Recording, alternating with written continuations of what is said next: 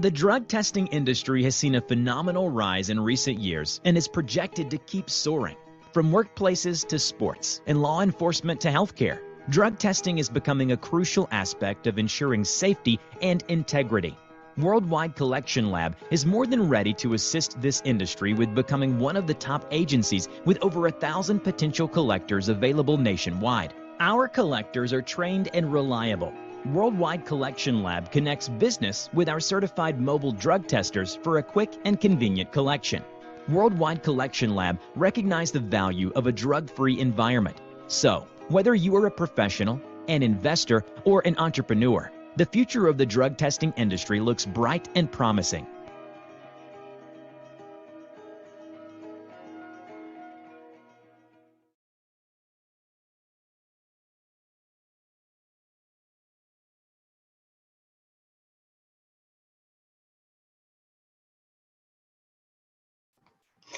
Hello and welcome. Is everyone able to hear us? Is everyone able to see us? Great, so welcome. I am Teamika and my partner is Mike, and together we are the owners of Worldwide Collection Lab. Welcome to our 5th episode of an 8-week series. If you all have been here, we're here every Saturday at 12 p.m. to 1 p.m. Eastern, and we are bringing you everything it takes to operate an elevating drug testing business. Today, as stated, we have Larry Brown from the Department of Transportation, who will be speaking to you on being Disadvantaged Business Enterprise Certified. So make sure that you have your pen and paper ready. First, we're going to bring up Mike, who'll just give you a little bit of information about Worldwide Collection Lab. Please, we have over 100 people that would be in the room today. We ask 2 things. One, that you save your questions to the end. You will have ample enough time to ask the question and it be answered in the chat. And 2, if you hear your question asked, that you don't re-ask it so that we can get through all of the questions. And for a bonus for you on today, because it is so much information that would be given out, please feel free to email us at support@worldwidecollection.com. And you can also email us at support@www.colab.com, and our admins will answer your questions if they're not answered today. So without further ado, I would like to bring on my partner, Mike, who will just go through a little bit of information in regards to Worldwide Collection Lab.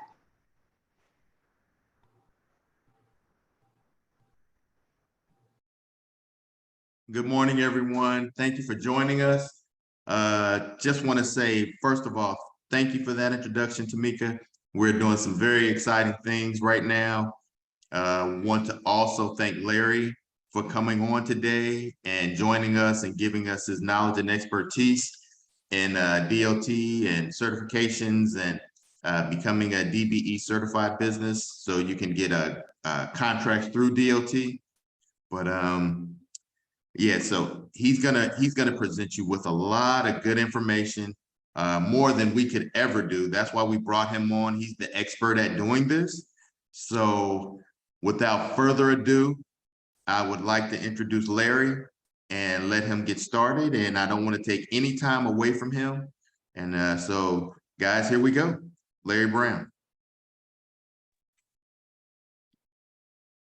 Thank you so much, Teamika and Mike, for the opportunity. I appreciate being on and talking to everyone today. Welcome everyone, as Teamika and Mike have mentioned already. Thank you for joining us. So let's get started. Next slide, please.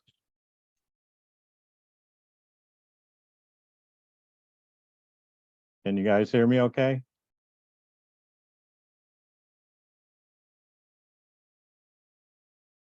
Next slide. Yes, Larry, we're getting it together right now. Okay, my bad.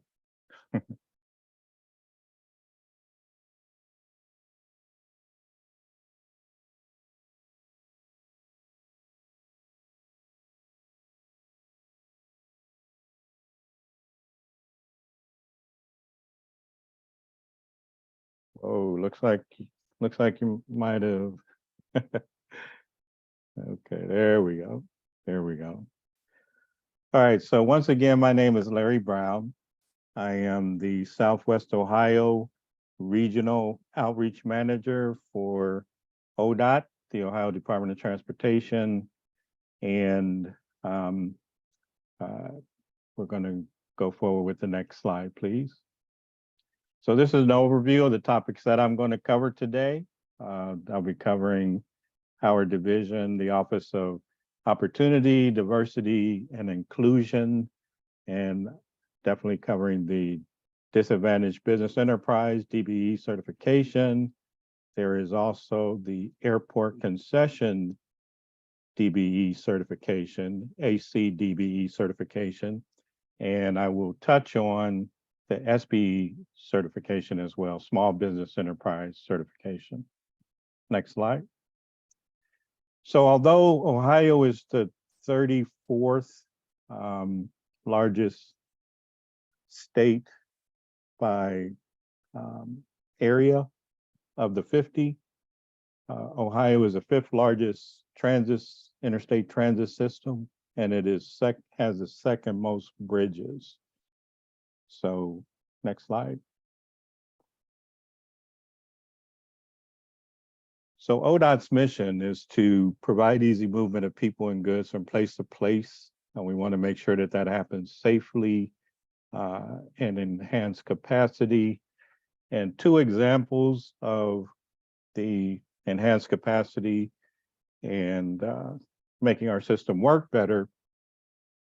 ODOT is going to be in partnership with the Kentucky Transit Cabinet are building a bridge. You may have heard of it, the Brent Spence Bridge Corridor Project, which we will be building a companion bridge to help alleviate some of the pressure and traffic that goes across the river from Ohio to Kentucky. Next slide. So our division, Division of Opportunity, Diversity, and Inclusion, ODI, is separated into 3 areas. The first area is DBE and SBE certification. The second area is compliance, which will include ensuring prevailing wage and Disability Act compliance as well.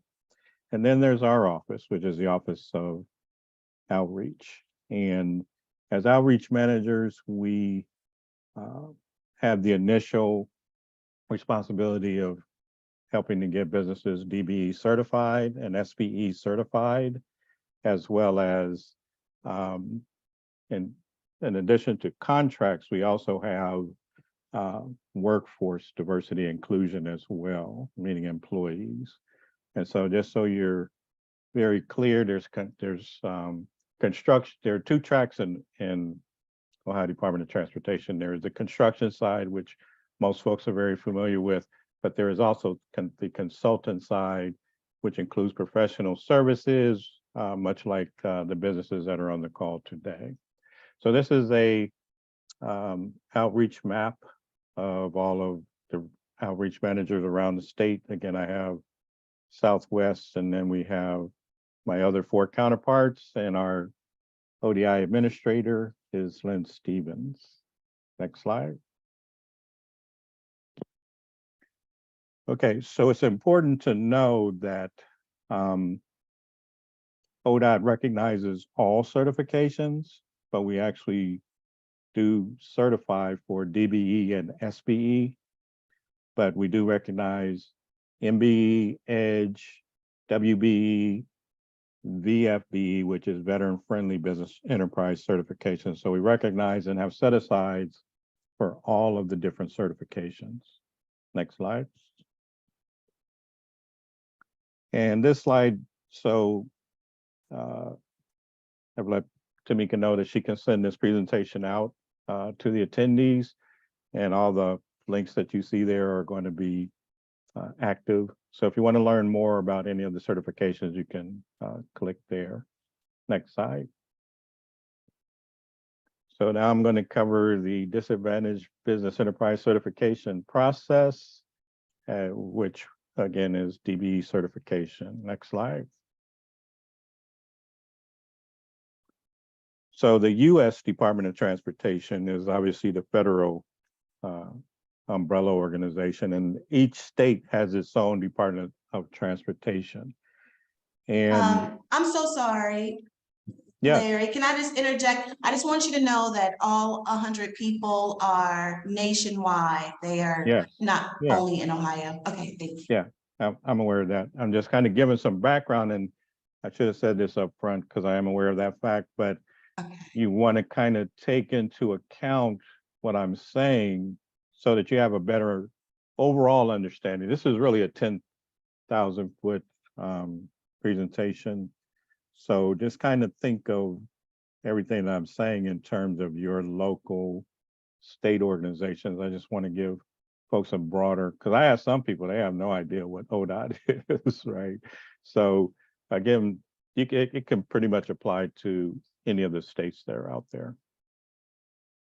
So it was established to remedy the ongoing discrimination in highway transit and the airport markets. And so you should know that once you obtain the DBE certification, it's not only available for you to use with your respective Department of Transportation, it is also available with your transit company, which typically is going to be your bus companies, as well as airports as well. Next slide. So the DBE goal is 15.7% on any and all federally funded projects. Again, that would be highways, bridges, engineering / consulting services, the broad gamut of consultant services, professional services, 11.9 for the transit contracts, and last year, 159 million in federal funds were paid to our prime and subcontracting DBE contractors and consultants. Next slide. So again, the federal agencies, Federal Aviation Highway, Federal Transit, Federal Highway Administration, all support the DBE certification and all have goals that they want to achieve for any and every federally funded contract that is offered by Department of Transportation. And you can see some of the local transit systems, airports in the state of Ohio. Next slide.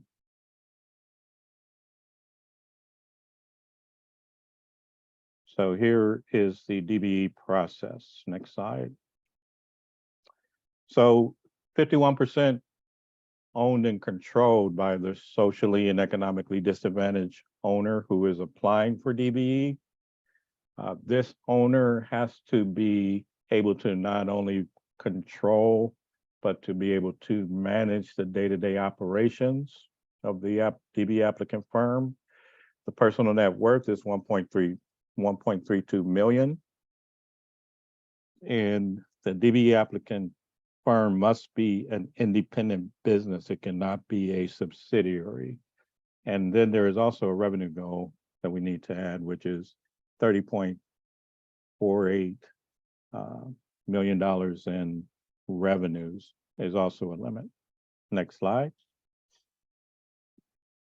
So these are the member groups of the socially, economically disadvantaged presumed businesses. And the women is race neutral. So it can be Caucasian women, it can be Black women, so on, and all of the others that are listed there. But it is race neutral. Next slide.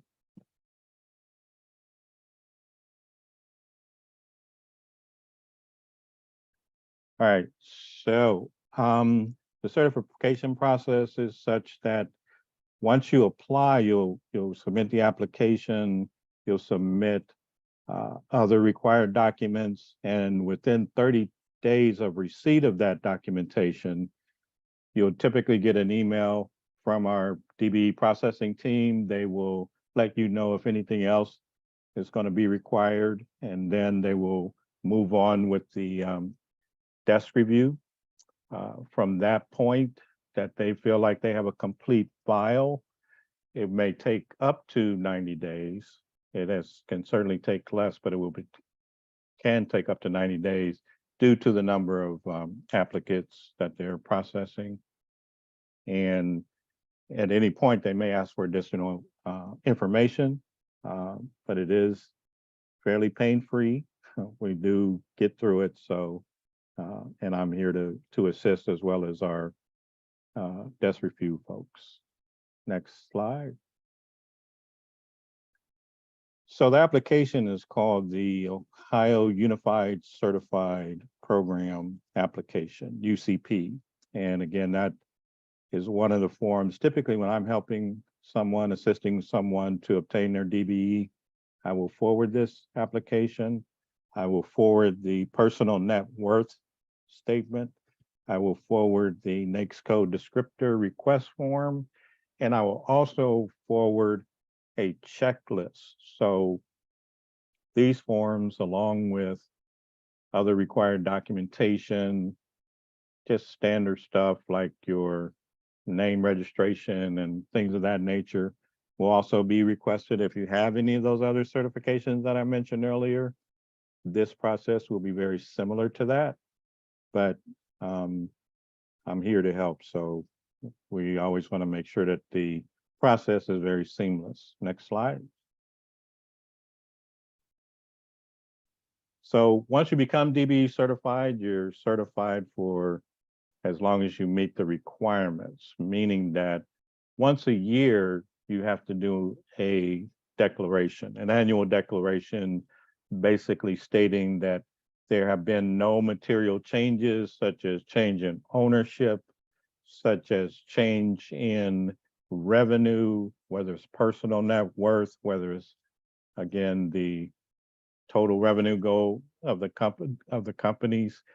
And you know, you have to file your tax returns as well as part of the process. But as long as you maintain the eligibility requirements, then you are in the DBE program. Next slide. So you can apply to be part of DBE certification in other states, but you have to get it in your home state first, and then you can apply in other states. So Ohio, Kentucky, and Indiana for this particular project, and you may have other quote unquote tri-state situations around the country, but Ohio, Kentucky, Indiana, with this Brent Spence Bridge project coming up, they have waived that reciprocity. They have a reciprocity rules in place for that. So you don't have to have your DBE certification and then get it in Kentucky. You don't have to do any of that for this particular project, but for all others you do. Next slide. The Airport Concession DBE, ACDBE. Next slide. So any business that is located at an airport and they're either offering sales of services or consumer goods, this is what the ACDBE certification is for. And it could cover any and all management contracts, subcontracts, but the purpose is, again, to make sure that it's seamless for economically, socially disadvantaged businesses to participate on federally funded contracts. And when there are set-asides, when there are prime contracts that you're bidding on, whether it's DBE or ACDBE, then you're only competing against other DBE firms. So it only makes sense to obtain these certifications so that, again, you can have a much smaller pool that you're competing against. Next slide. The Small Business Enterprise SPE certification. Next slide. All right, so again, the Department of Transportation certifies both DBE and SPE certifications. The requirements are pretty much the same. The application is the same. So everything else is pretty much the same. And again, you can reach out to your ODOT representative to make sure that you get your application processed. Next slide. So I just wanted to make sure that you are familiar also with ODI resources. Now, again, this will vary across the state to state. Next slide. But we want to make sure that all of our firms who obtain the DBE certification have access to assistance of any kind, right? So we have a mentor protege program. We have DBE supportive services. We have business development trainings and workshops that we offer to our DBE certified companies free of charge to make certain that, again, that they have all of the support, all of the assistance that they need to make that DBE certification or SPE certification work for them. Next slide. So this says CEI, Construction Estimating Institute. However, again, ODOT or Department of Transportation has two tracks, both construction and consulting. Again, consulting are your professional services. And if you're DBE certified, then you're able to access these DBE supportive services free of charge. Next slide. And that includes technical assistance, which includes a DBE certification. It includes business development, business plans, capability statement. It includes marketing support, right? So a couple of things, once you obtain either the DBE certification or the SPE certification, you will also be added to a directory for each of them. They're separate because they're separate certifications, but you have a directory.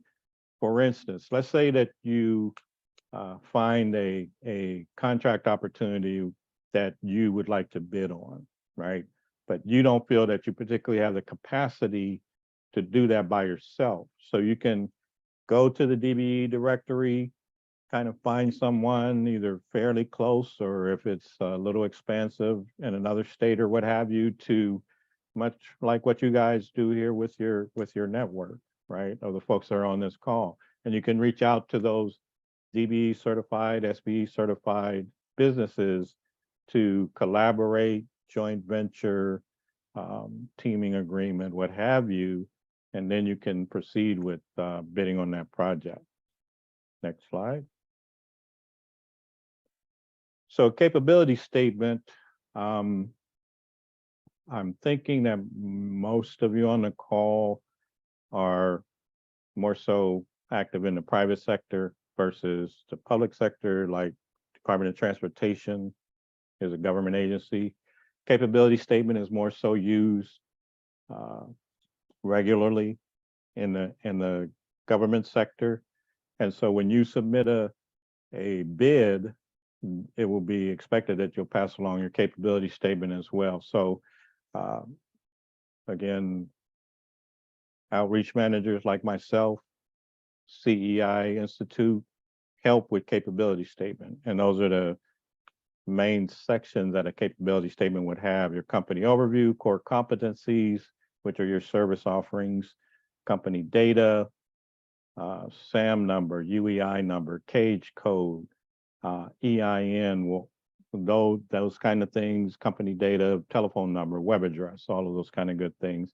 Past performance will probably be one of the more important sections of your capability statement. So you want to build that up, whether it's through direct contracts or prime contracts, GC, general contract, whatever you want to call it, or subcontracts. Subcontracts can also go onto your capability statement.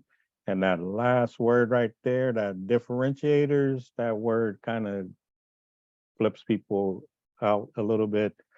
Differentiators basically means what makes your company unique, what makes you stand out from your competition. It helps the reader to say, okay, why would I select your business, your company versus XYZ company down the street that basically does what you do? So that's what differentiators are. And again, we help with creating a capability statement, and you can upload it as well. So again, we want to make sure that you have all the resources available to succeed in doing business with Department of Transportation. Next slide. ODI updates. Next. All right, so probably should have deleted that one. I had more slides, but Teamika slapped my hand and said, hey, my man, it's too long. You're gonna have to get rid of some of that. So that's my contact information. If you have any need for any information at all, any questions at all, feel free to reach out to me. I don't profess to know everything, but I certainly have access to information. So feel free to reach out. I appreciate your time.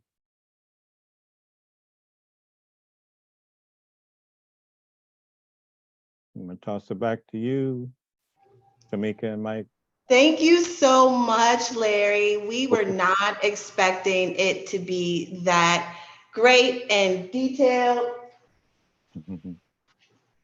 One thing we want to make sure is that anyone that has questions, you are able to get your questions answered. I know it's a lot of information.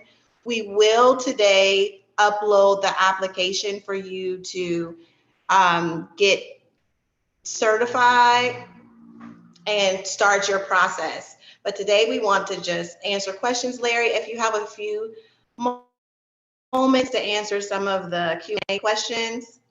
I do, be happy to. Great, one moment. And please remember to, if you hear your question asked and answered, if you can not repeat the question, that would be great.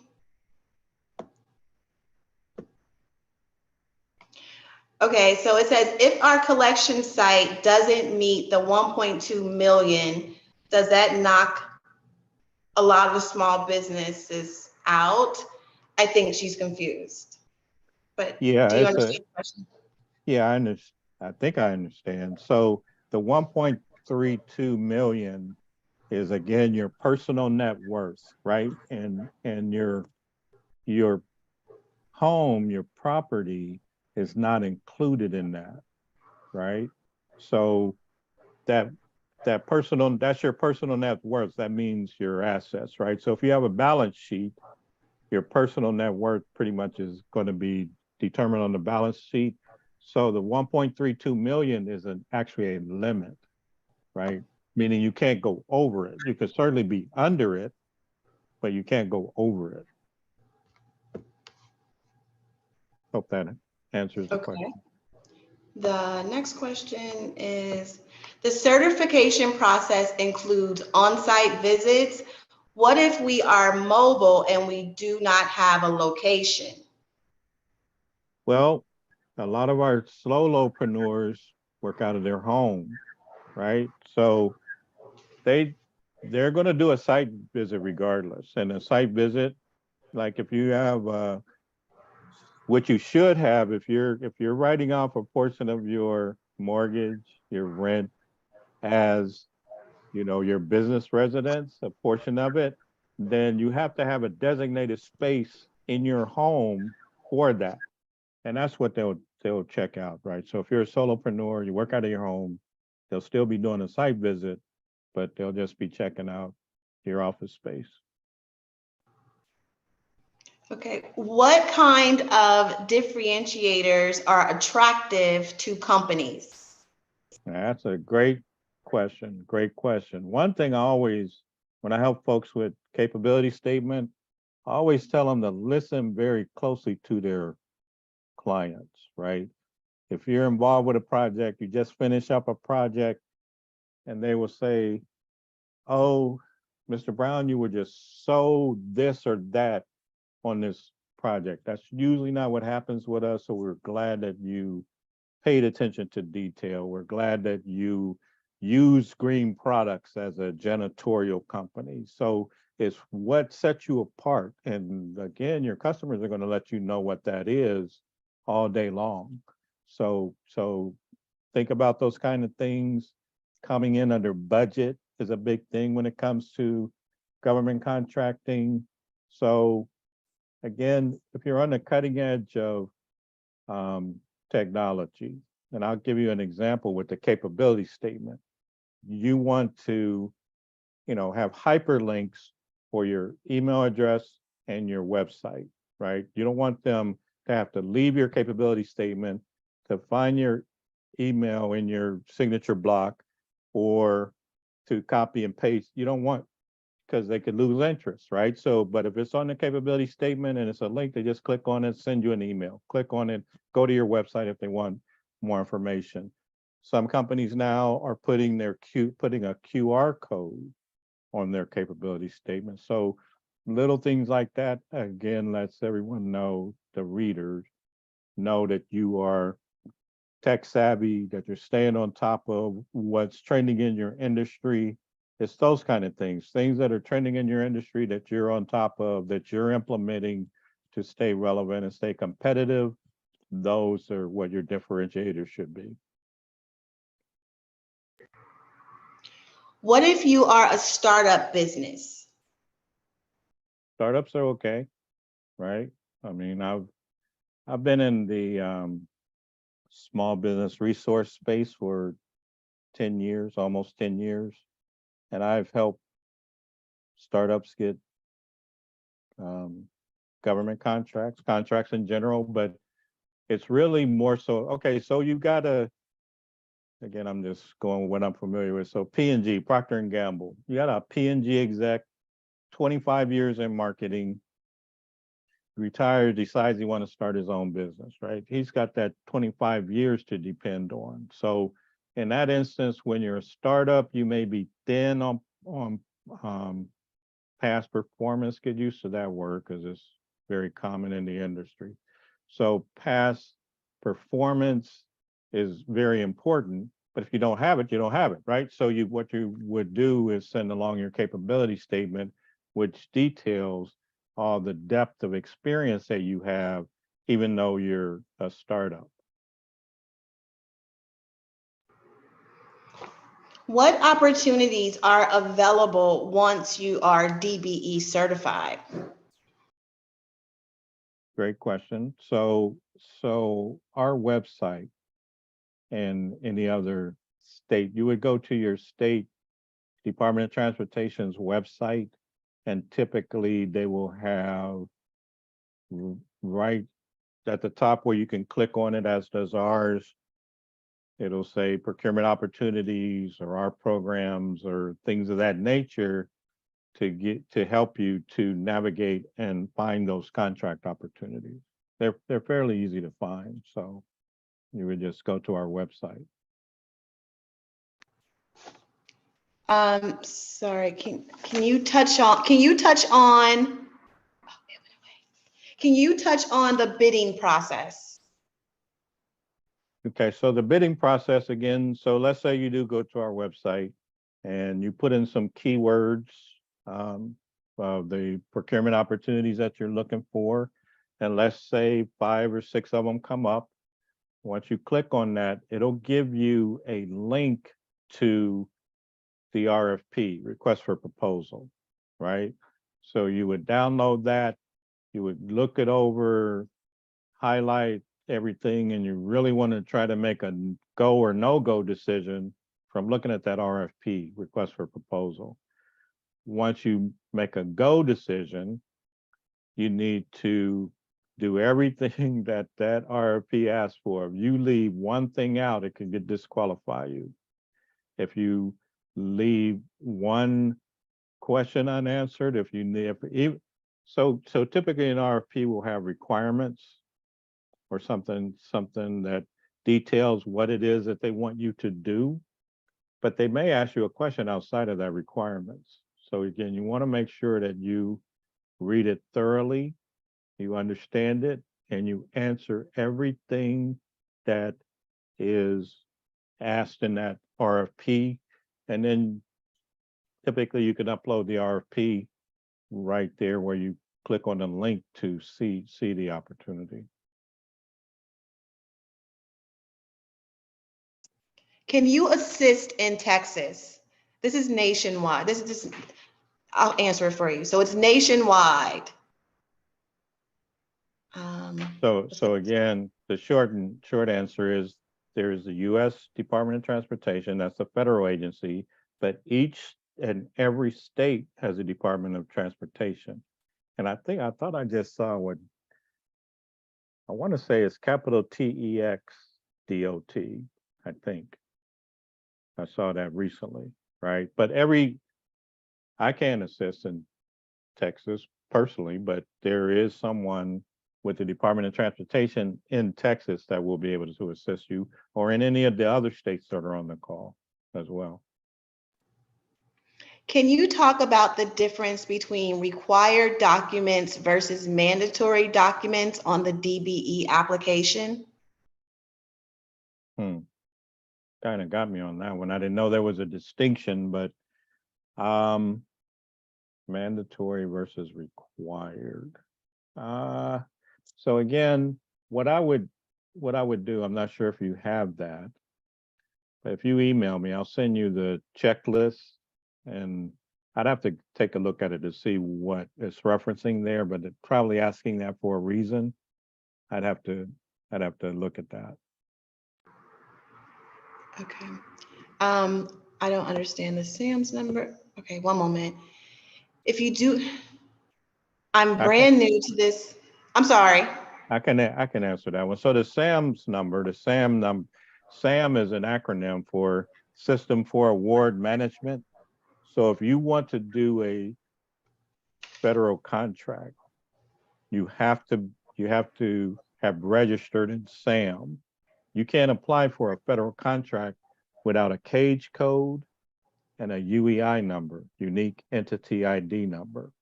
And you can only get those by registering with SAM. So you Google SAM, you want to make sure that when you click on it, you see the little red, white, and blue top hat in the upper left corner, and make sure you're not clicking on a consultant type or somebody to get a redirect to say, hey, we'll help you, but we're only going to charge you $1,000.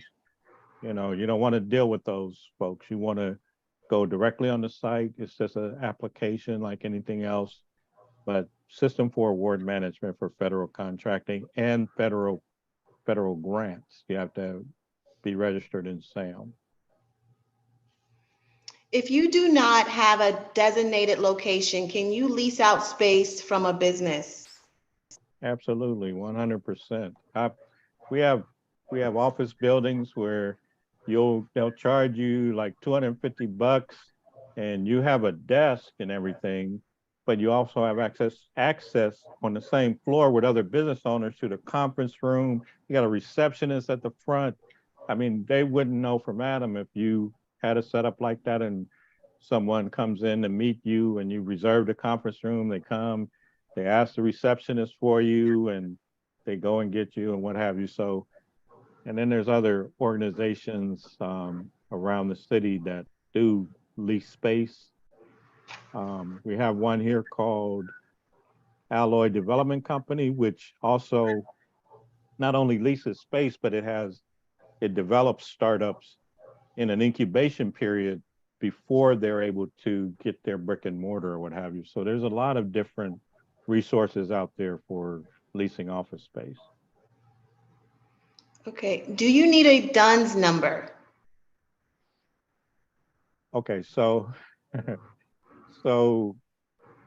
short answer is yes. I would say yes. Okay, so Dun & Brad, which is a Dun & Bradstreet number, DUNS number, that is much like you have personal credit. So you got Equifax, TransUnion, and Experian, right? So they have your credit score.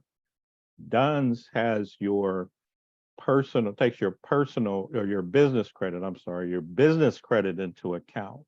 So as and I would encourage like getting, like, even if it's Office Depot, you just need office supplies, you need your computer, you need whatever, and set up a net term so that you can develop a payment history to where it will report to Dun and Bradstreet. That's primarily what it's used for, that you are a company in good standing, you pay your bills on time, right? SAM.gov used to have DUNS number as a requirement, but the DUNS number was replaced by that UEI number that I mentioned, unique entity ID. But yes, I would recommend getting a DUNS number. Is every state application process different? And if so, where do we get the DBE application for our city? So again, I would identify, so some of their names are a little bit different, but every state has a Department of Transportation, right? And on their website, on each state's website, you will find that application. And so you'll have to do a little research on your own to, determine what that state DOT's name is and how to access the website, and subsequently the application and other required documents. Hello, can you touch on the project Ohio and Kentucky have going on that you don't need to be certified right now to get an opportunity, to get the opportunity? Okay, so that's a pretty good question. So, and I didn't mention it in my presentation, so I do need to mention it. You don't have to be DBE certified to do business with Department of Transportation. You don't have to be SBC certified. You don't have to be any of those certifications. But here's the thing.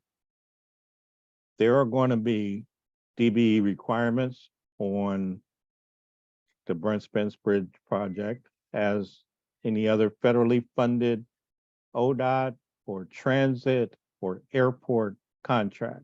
And if there is that DBE goal, if you're not DBE certified, you can't bid on it. You could be a woman-owned business. You could be a minority-owned business, so the categories that I listed. But if you're not DBE certified, you can't bid on it, right? That doesn't make sense to me. And that would hurt my feelings. I don't know about you, but that would hurt my feelings if I know I qualify for it, but I didn't get around to getting the DBE certification. So, but I can't even bid on it. I'm salty now. I'm salty, right? So I'd encourage you to get it. You don't have to have it, right? But it's encouraged.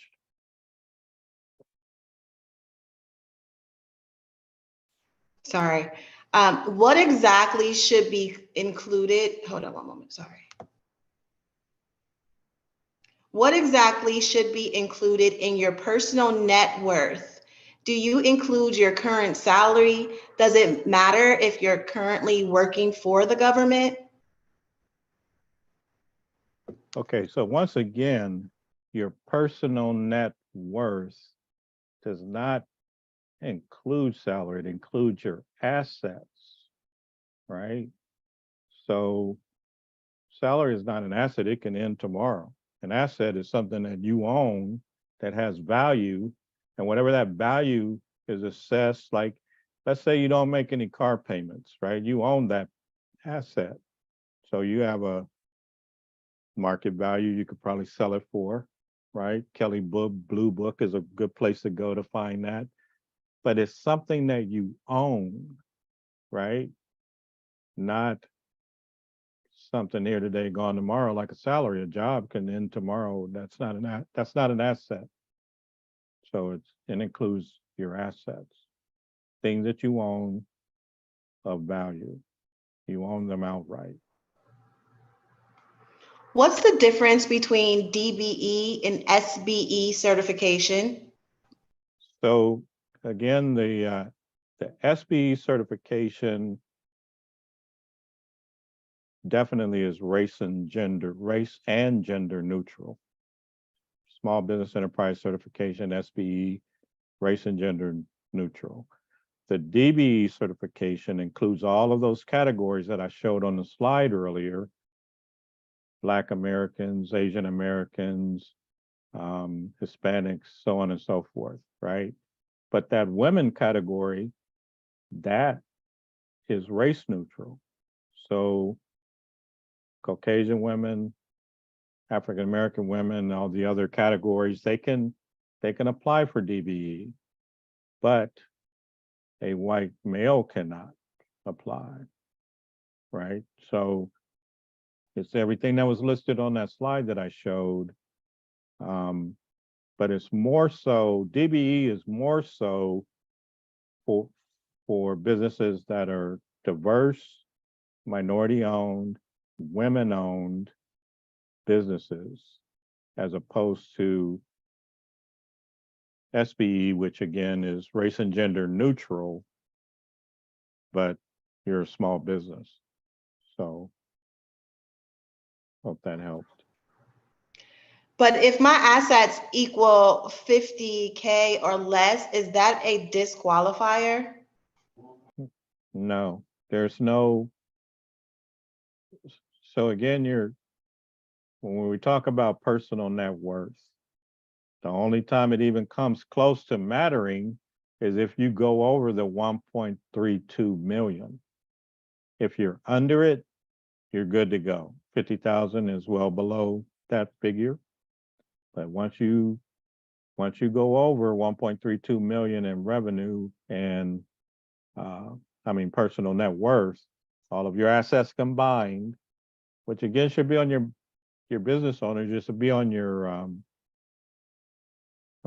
balance sheet, your assets and your liabilities, and the difference between the two is your net worth. And that's the number they're looking for. Larry, is there a proposed amount of contracts that was awarded in 2022 or before for certified DB individuals that are certified as DBE? What was the first part of the question? I'm sorry. Is there an amount that you can give us that has been shown that companies that are certified under DBE made this amount in 2022 or 2021? Like a statistic amount? Collectively, it was in my presentation, 159 million went to prime and subcontractor DBEs. And does anyone else have any questions? I see a lot of questions in regards to drug testing. We can stay on and answer those for you, but does anyone have any questions for Larry in regards to the certifications?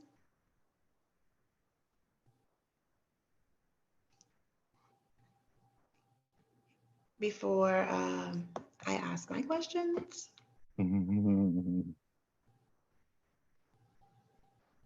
Okay, so Larry, another question I would ask is, can you tell us, I know that's not a time, but can you tell us a standard time it takes to get certified, and have they changed the regulations so that they can certify us quicker? Okay, so great question. So I would say the average time is somewhere between 90 and 100 days, right? You got 30 days for them to get to it, do a cursory review and get back to you and let you know whether or not you need to submit anything else. And then they have 90 days after that. So I would say between 90 and 120 days or less. What typically delays the certification is if you, one, answer, especially on the application, answer every question. Don't leave anything blank. If you leave anything you may think in your mind, oh, that doesn't apply to me, I'll just leave that blank. Well, if you do that, they're going to ask you about it, right? For clarification or some kind of answer. So put NA right there. It's real simple. Put NA, and you may even have a one-word reference. NA, whatever, right? So just make sure you are complete, you're thorough, and if you are, typically the process will move right along. I've heard folks get approved as early as 60 days, and I've heard them take 120, right? But if you take 120, it's that you haven't provided the information, and they have to keep coming back to you, asking you for more information or clarification. If I have not filed taxes or I owe taxes, how would you suggest I proceed? If you haven't filed taxes, maybe you're speaking just for this year, maybe you're speaking, I don't know. But anyway, you need to provide whatever you have. That's all you can do, right? I mean, but if you haven't filed 2022, you got the extension to, I guess it's August now. You had that extension on your tax returns until now. I would just wait, right? Because again, it's due this month. You got to have them done this month. But they're going to, they meaning ODOT, as any other qualifying agency, they're going to ask you for business returns. If you only have 1 year of business tax returns, they're going to ask for that. But they're going to get 3 years tax returns from all principals, right? So you gotta provide the tax returns one way or another, be it either personal or business. Once certified, is there an annual training or any fees we have to pay? No, no and no. We're the Department of Transportation, again, is a government agency. And typically government agencies don't have folks pay for their services. Our services are free. CEI, which provides DBE supportive services, they have ongoing training classes that I showed you all the time. Help with capability statement, help with business plan, all of that. Anything that I mentioned to you today is free of charge, right? Now, we might have a event that you might have to pay for because we had to rent a facility. For example, we did a Ohio MBE Diversity Expo in June, and we did charge for that because we had to rent the Ohio State Fairgrounds for that. But other than that, our services are free. Is there a cap for the bid that the DBE certified people can be awarded? A what? Cap? Like, I think is there like a amount, like a structured amount that you can't go any higher than this? I think that's what they mean. Is there a cap for the bid? Oh, I see. Not that I'm aware of. One thing I do know though is that Department of Transportation has something called a pre-qualification, right? And if you, and this may speak to one of the earlier questions, if you don't have $1 million in revenue, then you don't have to do the pre-qualification. If you exceed that, then you have to do the pre-qualification. So that's an additional step to the DBE certification, the pre-qualification.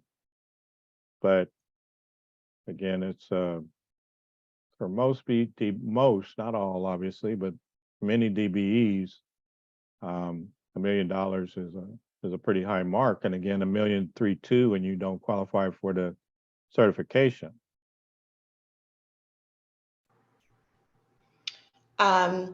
Sierra, you can get certified for drug testing through Worldwide Collection Lab.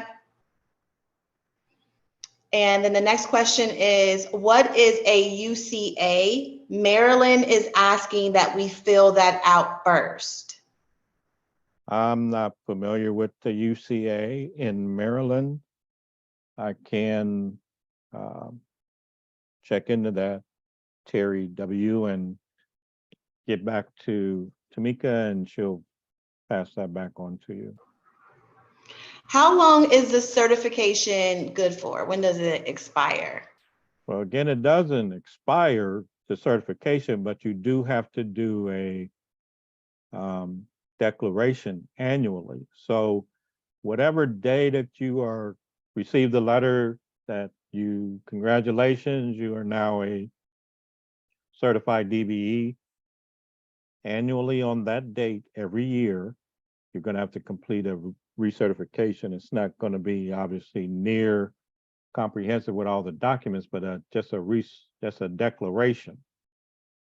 Now, again, if you have a major change, ownership, the threshold for revenue, personal net worth, if those are exceeded in any way, you have to submit within 30 days what that significant change was. And that may disqualify you from the program if you exceed any of that. But once you're in, you're in. You just need to do a declaration on annually. Larry, will being DBE certified help with grant money as well? Like, applying for a grant? Great question. And the short answer is yes, we do have funds available for DBEs. And What about other business small and diverse companies? Business loans? Was that the question? Yes, grants, business loans, contract. Yeah. Department of Transportation does not do loans. You may look to the SBA, Small Business Administration, community banks versus your kind of like larger regional banks. Community banks are much more small business friendly for loans, right? There are a number of resources for loans and funding, but yes, so Department of Transportation does have funds available for DBEs. One last question. I know you are familiar with the DOT drug testing arena, and this is not a question of that, but it's just a question of how beneficial do you believe that a small business having this DBE certification is to winning contracts and just being able to partner with the Department of Transportation? Well, one thing I do know is that the Department of Transportation has a broad number of opportunities. They have a broad, for a huge variety of contracts, right? So again, things that you probably wouldn't even really think about per se, like IT or janitorial. Right now in Ohio, ODOT is redoing all of the rest areas, right? So you got to have your light construction folks, your painters, janitorial for clean. I mean, it just runs a gamut, right? For me to sit here and say, oh, there are many opportunities for drug testing or this or that. And again, what I mentioned earlier, my division, outreach division, we not only work with contractors, we work with workforce development, meaning employees, right? So we visit campuses, we visit urban leagues for construction connection classes that they have, right? So there's always going to be that need to drug test. Not again, just companies and then projects where ODOT or Department of Transportation is looking for a drug tester to test on a particular project, but within ODOT or Department of Transportation itself from a hiring standpoint. So all I can say is that they exist.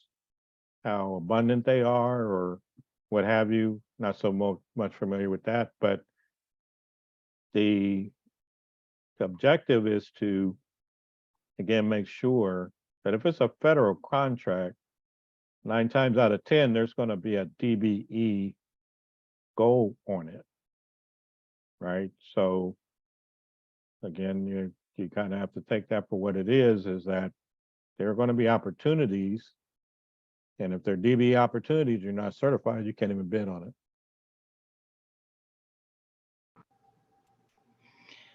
Okay, it looks like, has everyone's questions been answered? We are past our time. It looks like everyone's question was answered. Larry, I want to take the time to say thank you again, because, you know, it's a Saturday. I'm sure this is not one of your work days. Mm-hmm. We will, just so everyone know, what we would upload to you would be the application.